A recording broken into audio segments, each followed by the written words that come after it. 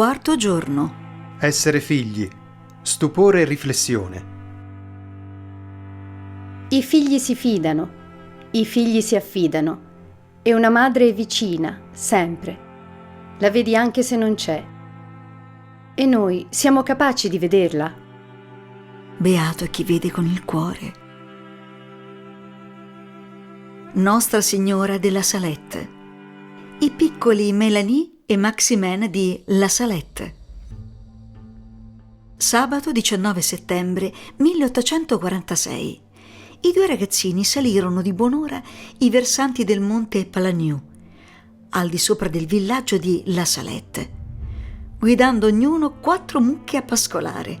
A metà strada, presso una piccola sorgente, Mélanie per prima vide su un mucchio di pietre un globo di fuoco, come se il sole fosse caduto lì, e lo indicò a Maximin. Da quella sfera luminosa cominciò ad apparire una donna, seduta con la testa fra le mani, i gomiti sulle ginocchia, profondamente triste. Davanti al loro stupore, la signora si alzò e con voce dolce, ma in lingua francese, disse loro: «Avvicinatevi, figli miei, non abbiate paura. Sono qui per annunciarvi una grande notizia». Rincuorati i ragazzi si avvicinarono e videro che la figura stava piangendo. Una madre annuncia una grande notizia ai suoi figli e lo fa piangendo. Eppure i ragazzini non si straniscono del suo pianto. Ascoltano nel più tenero dei momenti tra una madre e i suoi figli. Perché anche le madri a volte sono preoccupate. Perché anche le madri affidano ai loro figli le proprie sensazioni, i propri pensieri e riflessioni. E Maria affida ai 2 pastorelli, poveri e trascurati negli affetti, un grande messaggio. Sono preoccupata per l'umanità. Sono preoccupata per voi, figli miei, che vi state allontanando da Dio. E la vita lontana da Dio è una vita complicata, difficile, fatta di sofferenze. Ecco perché piange. Piange come una qualunque madre e racconta ai suoi figli più piccoli e più puri un messaggio tanto stupefacente quanto grande. Un messaggio da annunciare a tutti, da portare al mondo. E loro lo faranno perché non possono tenere per loro un momento così bello. L'espressione dell'amore di una mamma per i suoi figli bisogna annunciarla a tutti. Il santuario di Nostra Signora di La Salette, che sorge nel luogo delle apparizioni, pone le sue basi sulla rivelazione del dolore di Maria di fronte al peregrinare dei suoi figli peccatori. Maria, madre che annuncia, che racconta. Tu che ti doni completamente ai tuoi figli, tanto da non avere paura di raccontar loro di te. Hai toccato il cuore dei tuoi figli più piccoli, capaci di riflettere sulle tue parole e accoglierle con stupore. A loro ti sei avvicinata, a loro ti sei manifestata. Stupisciti di fronte alle parole di una madre. Saranno sempre le più autentiche.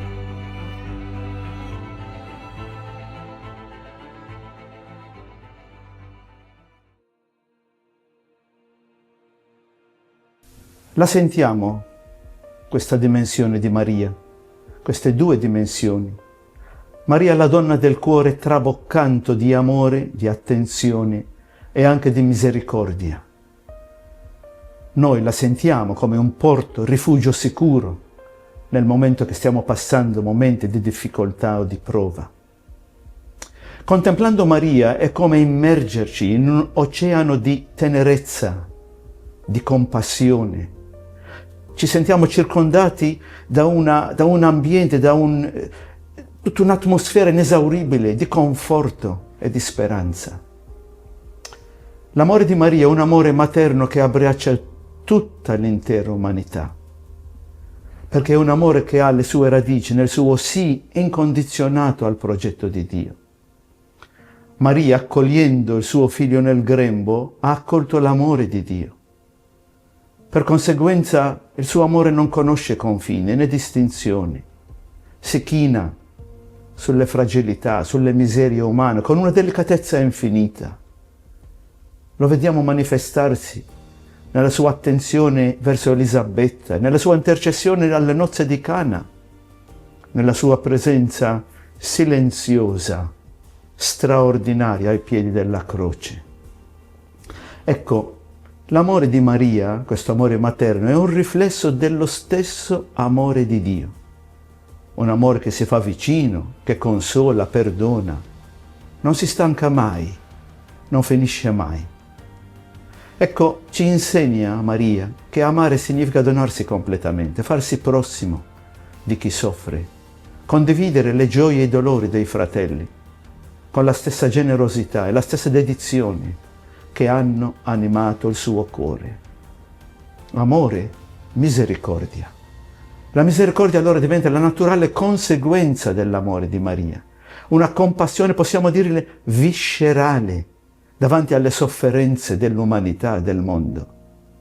Maria la guardiamo, la contempliamo, la incontriamo con il suo sguardo materno e lo sentiamo posarsi sulle nostre debolezze, sui nostri peccati, sulla nostra vulnerabilità, senza aggressione, anzi con una infinita dolcezza. È un cuore immacolato, sensibile al grido del dolore. Maria è una madre che non giudica, non condanna, ma accoglie, consola, perdona. La misericordia di Maria la sentiamo come un balsamo per le ferite dell'anima, una broccia che riscalda il cuore. Ci ricorda Maria che Dio è ricco di misericordia e che non si stanca mai di perdonare chi si rivolge a Lui con cuore contrito, sereno, aperto, disponibile. Amore e misericordia in Maria Santissima si fondono in un abbraccio che avvolge l'intera umanità.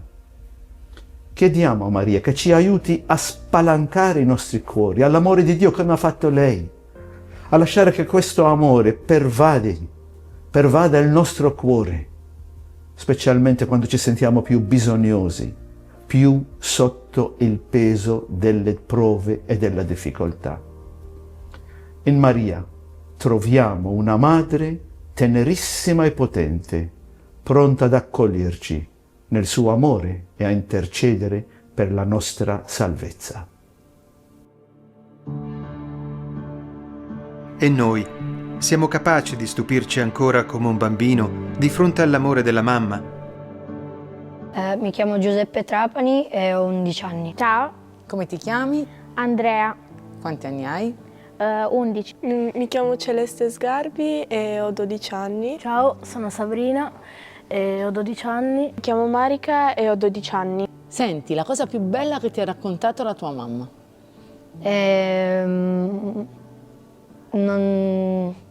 Allora, io volevo andare a Barcellona e lei un giorno mi ha detto che andavamo in vacanza a Barcellona.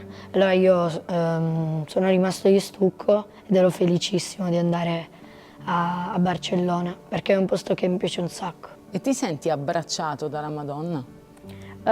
Sì, quando dopo gli Ave Maria, perché li faccio prima di andare a letto, mi sento sempre tanto abbracciato e comodo.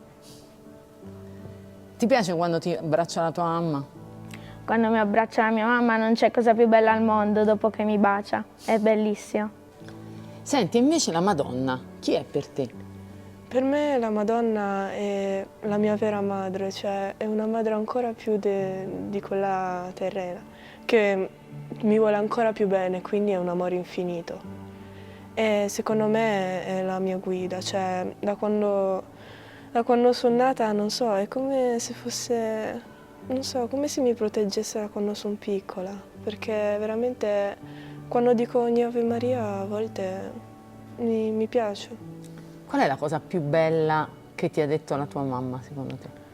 Che non mi lascerà mai e che se vorrò tutta la vita potrò stare con lei. E la cosa più bella che invece ti ha detto in qualche modo la Madonna?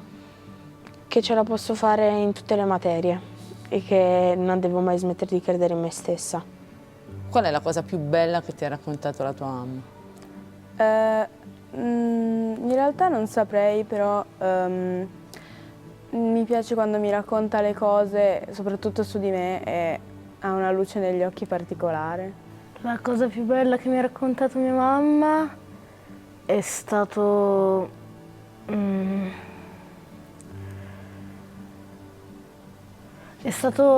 diciamo, la mia storia, perché io quando ero molto piccola non mi ricordavo che ero in un orfanotrofio, mi hanno raccontato tutto il passaggio, i movimenti che hanno fatto il giorno che mi sono venuti a prendere, e questa cosa mi è rimasta sempre bella. E se invece ti parlo di Maria, la Madonna, secondo te, per te, chi è? Per me è la madre del cielo, ovvero mia mamma è solo colei che trasporta l'amore della Madonna, quindi per me mia mamma è la madre terrena, invece la Madonna è la madre del cielo e mia mamma trasporta il suo amore, l'amore di Maria che ha per noi, mia mamma, le mamme terrene lo trasportano noi. E tu lo senti questo amore della Madonna per te? Lo sento in ogni momento. E faccio come dice anche Don Bosco, 3 Ave Maria al giorno. La preghiera di un figlio lontano. Maria, tu che ti mostri a chi sa vedere, rendi il mio cuore capace di compassione e conversione. Nel silenzio ti ritrovo, nella preghiera ti ascolto, nella riflessione ti scopro. E di fronte alle tue parole d'amore, Madre, mi stupisco e scopro la forza del tuo legame con l'umanità. Lontano da te, chi mi tiene la mano nei momenti di difficoltà? Lontano da te, chi mi conforta nel mio pianto? Lontano da te, chi mi consiglia quando sto prendendo il bivio sbagliato? Io ritorno a te, nell'unità. Ave, o Maria, piena di grazia, il Signore è con te. Tu sei benedetta fra le donne, e benedetto il frutto del tuo seno, Gesù. Santa Maria, Madre di Dio, prega per noi peccatori, adesso e nell'ora della nostra morte. Amen. Beato è chi vede con il cuore,